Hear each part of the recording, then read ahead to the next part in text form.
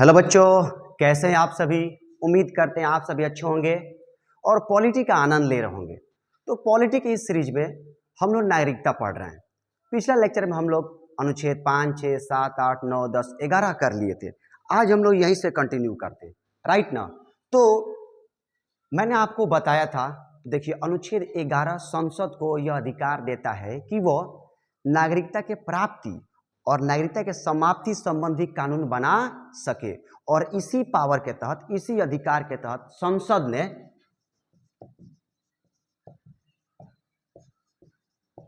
अनुच्छेद 11 से उसको पावर मिला संसद को। संसद ने नागरिकता अधिनियम 1955 बनाया। यानी संसद ने अनुच्छेद 11 के तहत नागरिकता अधिनियम 1955 बनाया।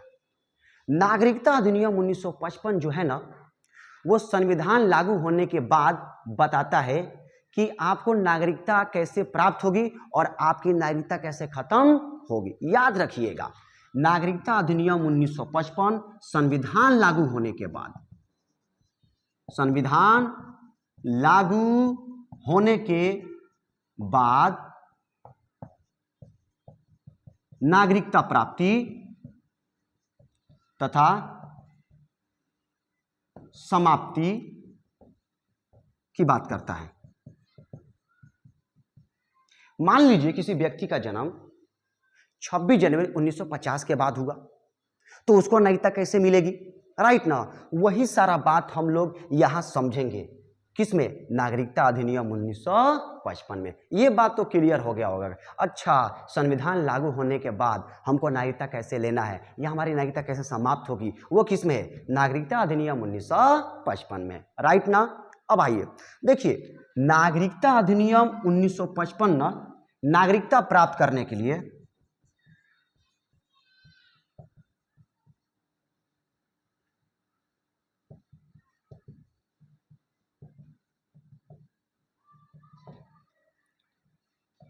पांच बात बताता है। ये जो नागरिकता अधिनियम 1955 है, अगर नागरिकता अधिनियम 1955 के तहत आपको नागरिकता प्राप्त करना है तो उसमें 5 बातों का वर्णन किया गया है कि आपको नागरिकता किस किस आधार पर दिया जाएगा। उसमें से पहला आधार है जन्म से, दूसरा आधार है वंशानुगत, तीसरा आधार है पंजीकरण, चौथा आधार है प्राकृतिक, पांचवा आधार है क्षेत्र समाविष्टि द्वारा। यानी नागरिकता अधिनियम 1955 में कितने आधार बताए गए हैं? 5। किसके लिए? नागरिकता प्राप्त करने के लिए। पहला है जन्म से, दूसरा है वंशानुगत, तीसरा है पंजीकरण, चौथा है प्राकृतिक और पांचवा है क्षेत्र समाविष्टि द्वारा। अब आपके मन में प्रश्न उठ रहा होगा कि सर जी, जन्म से क्या मतलब? पहला, सबका मैं चाह रहा हूं कि आपका अर्थ समझा दूं। जन्म से मतलब कि उस व्यक्ति का जन्म भारत में हुआ।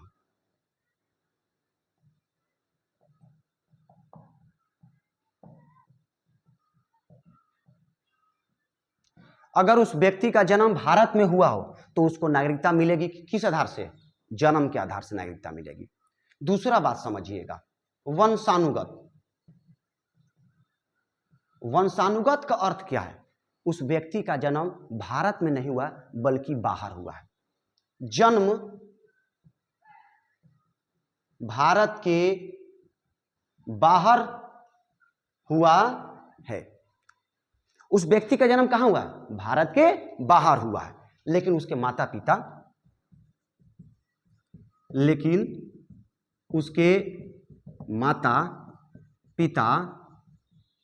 भारतीय नागरिक हैं तो उसको किस आधार पर नागरिकता मिलेगी? वंशानुगत के आधार पर। तीसरा, पंजीकरण। पंजीकरण के तहत किस व्यक्ति को नागरिकता दी जाएगी? इसका अर्थ समझिए। वह व्यक्ति भारतीय मूल का हो। वह व्यक्ति कैसा हो? भारतीय मूल का हो, बस भारतीय मूल का हो, भारत का नागरिक नहीं हो। भारत का नागरिक नहीं हो मतलब कि वो किसी दूसरे देश का नागरिक है, राइट ना। लेकिन वो किस मूल का है? भारतीय मूल का है। उसको नागरिकता चाहिए तो वो क्या करेगा? पंजीकरण के द्वारा नागरिकता प्राप्त करेगा। चौथा क्या है? चौथा समझिए, चौथा है बाबू प्राकृतिक रूप से। इसका मतलब क्या? पहला बात तो वो व्यक्ति भारतीय मूल का नहीं है। कोई व्यक्ति भारतीय मूल का नहीं है, भारतीय मूल का नहीं है, लेकिन फिर भी उसे भारत की नागरिकता चाहिए, उसे भारत की नागरिकता चाहिए। तो आप समझिए वो व्यक्ति जो है भारतीय मूल का नहीं है, लेकिन वो चाहता है कि उसे भारत की नागरिकता मिल जाए, तो उसको मिलेगी नागरिकता, लेकिन किस आधार पर? प्राकृतिक आधार पर, राइट ना। और पांचवा यहीं पे समझ लीजिए, क्षेत्र समाविष्टि द्वारा। क्षेत्र समाविष्टि द्वारा। मान लीजिए कि वर्तमान में कोई विदेशी क्षेत्र भारत सरकार द्वारा अधिग्रहित किया जाता है, तो उस क्षेत्र के लोगों को जो नागरिकता दी जाएगी ना, किस आधार पे? क्षेत्र समाविष्टि द्वारा। उम्मीद करते हैं इन पांचों का अर्थ आपको मीनिंग समझ में आया होगा, राइट ना। अब हम चलते हैं पारा पारी। ये तो हो गया कि चलिए जन्म का मतलब किससे दिया जाएगा ना। अब हर चीज के लिए शर्त है, उन सभी शर्तों को हम समझने जा रहे हैं, राइट। आगे आइएगा। तो हम पहला शर्त समझने जा रहे हैं जन्म से। किसे? जन्म से, राइट ना। देखिएगा, तो इसमें हम लोग तीन शर्त समझेंगे बेसिकली। पहला शर्त कहता है कि हो सकता है कि उस व्यक्ति का जन्म भारत में, व्यक्ति का जन्म कहां हो? भारत में 26 जनवरी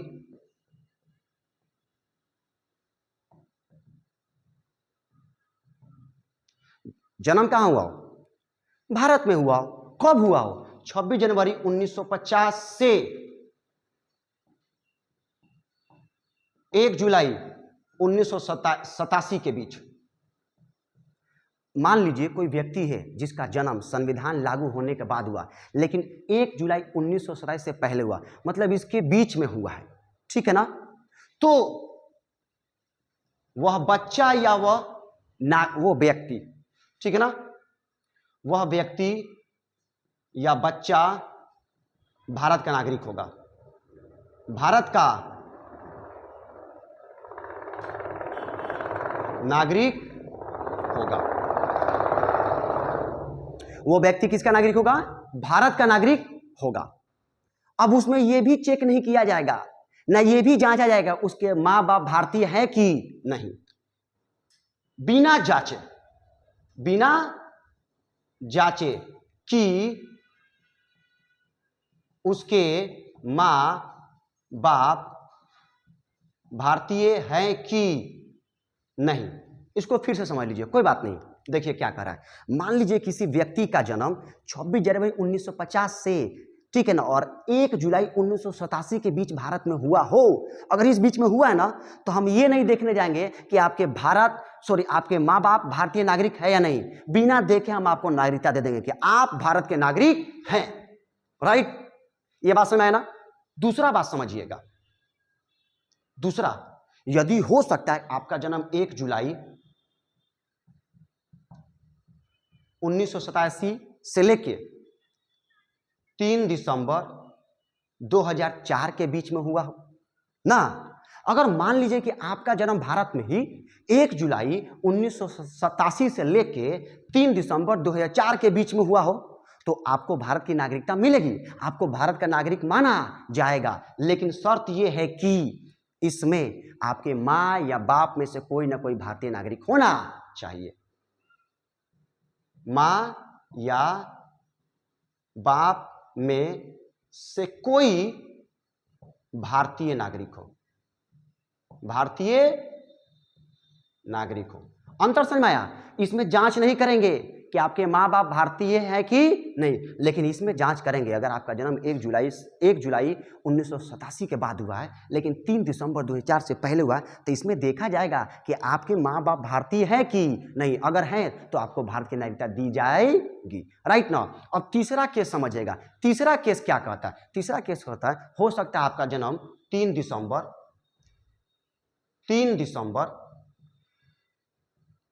2004 के बाद हुआ हो ना, 2010 में हुआ, 2011 में हुआ, 2012 में हुआ हो, तो 3 दिसंबर 2004 के बाद हुआ है तो आप भारत के नागरिक माने जाएंगे। लेकिन उसके लिए 2 शर्त है। पहला शर्त ये कि आपके माँ या बाप में से कोई भारत का नागरिक होना चाहिए।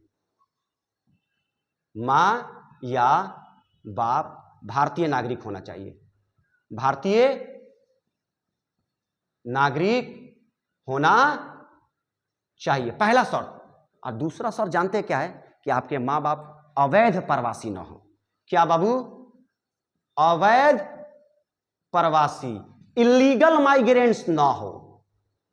इलीगल माइग्रेंट्स, आप इलीगल माइग्रेंट समझते हैं ना, जो दूसरे देश को होते हैं और भारत की सीमा को पार करके, ठीक है ना, बिना किसी वीजा के दस्तावेज के घुस जाते हैं और भारत में रहते हैं, वो क्या हो जाएंगे? Illegal migrants. तो बस ये नहीं होना चाहिए तो आप भारत के नागरिक मान लिए जाएंगे। उम्मीद करते हैं आपको जन्म के आधार पर नागरिकता कैसे मिलती है वो समझ में आया होगा, राइट ना। आप लोग एक काम करिए, इसका स्क्रीनशॉट ले लीजिए, पॉज द वीडियो, राइट, ले लिया स्क्रीनशॉट। चलिए आगे बढ़ते हैं। तो हमने जन्म से समझ लिया, पहला कारण समझ लिया, पहला आधार, कारण नहीं आधार, जन्म से। दूसरा आधार हम समझने जा रहे हैं, क्या? वंशानुगत से। क्या समझेंगे? वंशानुगत से। आइए वंशानुगत से कैसे नागरिकता मिलती है, राइट।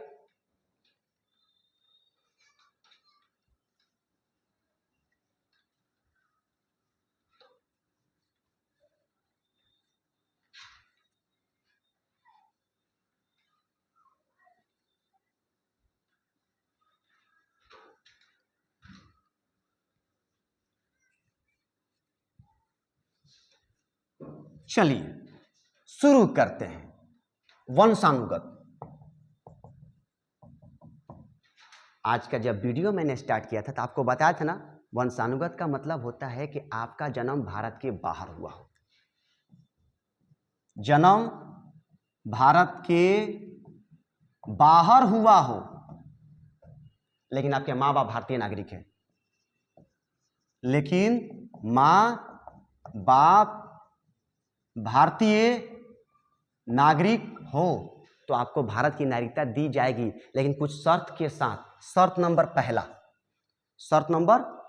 हो सकता है आपका जन्म भारत के बाहर 26 जनवरी 1950 से लेके 10 दिसंबर 1992 के बीच हुआ हो, राइट। हो सकता है कि आपका जन्म भारत में नहीं, वंशानुगत तो भारत के बाहर की बात करता है, हो सकता है कि आपका जन्म भारत के बाहर हुआ हो। कब? 26 जनवरी 1950 से लेकर 10 दिसंबर 1992 के बीच में हुआ हो। भारत के बाहर जन्म हुआ, मैं लिख दे रहा हूं, भारत के बाहर जन्म हुआ हो इस डेट के बीच में, तो आपको भारत की नागरिकता दी जाएगी। लेकिन शर्त यह है कि आपका बाप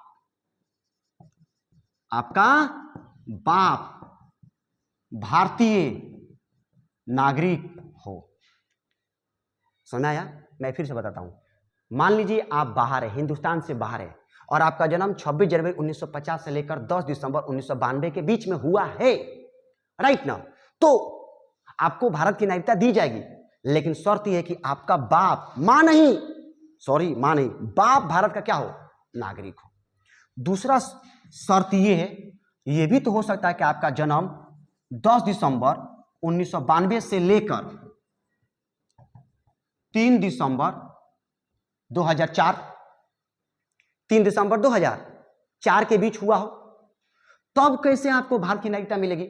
यह भी तो हो सकता है ना कि आपका जन्म 10 दिसंबर 1992 से लेकर 3 दिसंबर 2004 के बीच भारत के बाहर जन्म हुआ हो, तो आपको कैसे नागरिकता मिलेगी? तो इसमें क्या है कि आपके मां या बाप दोनों में से कोई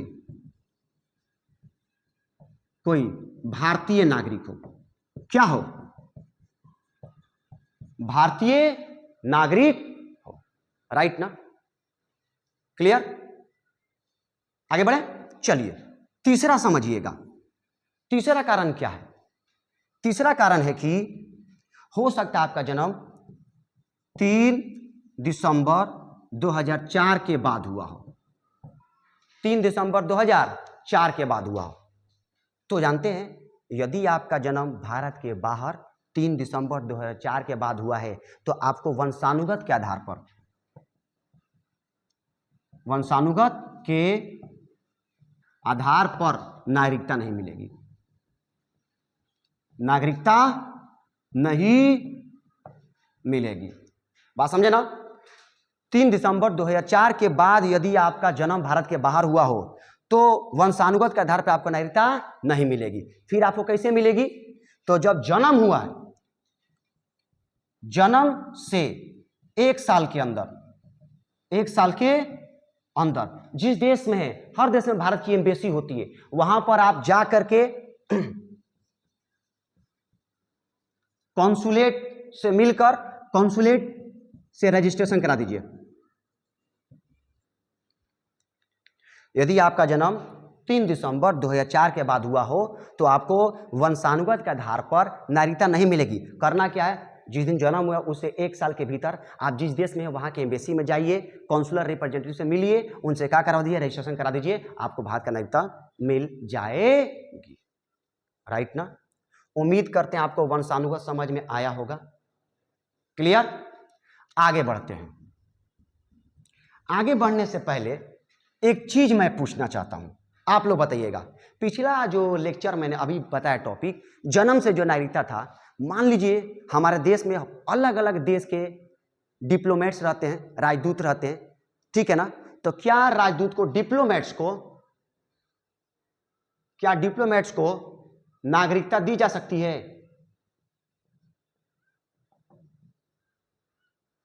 तो आंसर होगा नहीं, डिप्लोमेट्स को नागरिकता नहीं दी जा सकती है। राइट ना? फिर एक और आता है कि कोई शत्रु देश है, ठीक है ना, उस देश के नागरिक का बच्चा का जन्म भारत में हो गया है, शत्रु देश के नागरिक के बच्चा का जन्म भारत में हुआ, तो क्या उस बच्चा को नागरिकता मिल जाएगी? नहीं मिलेगी। उस बच्चा को भी नागरिकता नहीं मिलेगी क्योंकि वो है कौन? शत्रु देश का। किस देश का है? शत्रु देश का है। राइट ना? उसको नहीं मिलेगी। ये जो मैंने जन्म से समझा ना, उससे रिलेटेड था, और मैंने अभी जो समझा वो वंशानुगत से था। उम्मीद करते हैं जन्म से और वंशानुगत से समझ में आ गया होगा। राइट ना? तो यहीं से हम लोग कंटिन्यू करेंगे। नेक्स्ट लेक्चर में हम लोग यहीं से मिलेंगे। तब तक के लिए नमस्कार।